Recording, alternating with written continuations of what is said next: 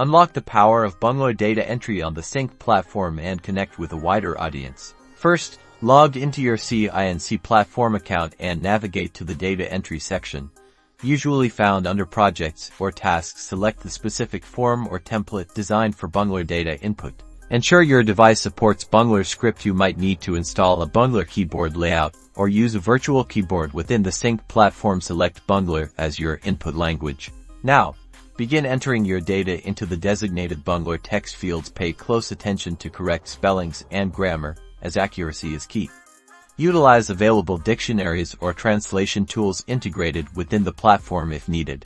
Proofread your entered data meticulously before submitting. Look for any typographical errors, incorrect word choices, or inconsistencies. The Cinc platform may offer built-in validation tools to assist in identifying errors. Once you're confident in the accuracy of your data, click the Submit button. The Cinc platform will then process and save your Bangla data for further use.